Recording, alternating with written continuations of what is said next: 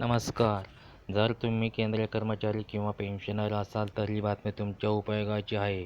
खरं तर कार्मिक आणि प्रशिक्षण विभागाने 2 एप्रिल 2024 रोजी अधिकृत निवेदन जारी केले आहे. केंद्र सरकारने जानेवारी ते जून 2024 या कालावधीत केंद्रीय कर्मचाऱ्यांच्या भत्त्यात 4 ते 50% वाढ केली आहे. मात्र कोणते 6 भत्ते आहेत त्यासाठी सरकारकडून निवेदन देण्यात आले आहे ते जाणून घेऊया. बाल शिक्षण भत्ता. 7व्या वेतन आयोगाच्या शिफारशीनुसार केंद्रीय कर्मचाऱ्यांचा भत्ता 50% असेल.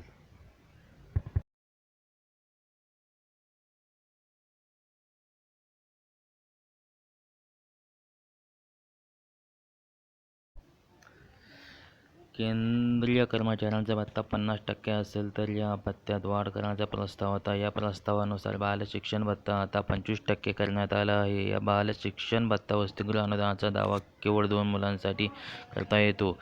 वसतिगृह अनुदानाची रक्कम दरमहा 6,750 आहे. केंद्र सरकारच्या कर्मचाऱ्यांकडे अपंग मुले असतील तर बालशिक्षण भत्ता सामान्य दरापेक्षा दुप्पट असेल.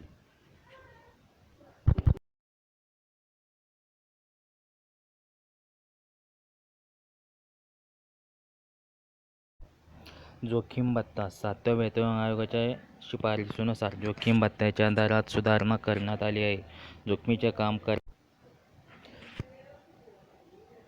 काम करणाऱ्या कर्मचाऱ्यांना जोखीम भत्ता दिला जातो. याशिवाय ज्यांच्या कामामुळे आरोग्यावर वाईट परिणाम होणार आहे. नाईट ड्युटी भत्ता. 7व्या वेतन आयोगाच्या शिफारशीनुसार नाईट ड्युटी भत्त्यात सुधारणा करण्यात आली आहे. नाईट ड्युटी म्हणजे रात्री 10 ते सकाळी 6 दरम्यान केलेलं कर्तव्य. रात्रीच्या ड्युटीच्या प्रत्येक तासासाठी 10 मिनिटांचे एकसमान वेटेज देण्यात आले. नाईट ड्युटी भत्त्याच्या पात्रतेसाठी मूळ वेतन मर्यादा ₹4,366 प्रति महिना आहे.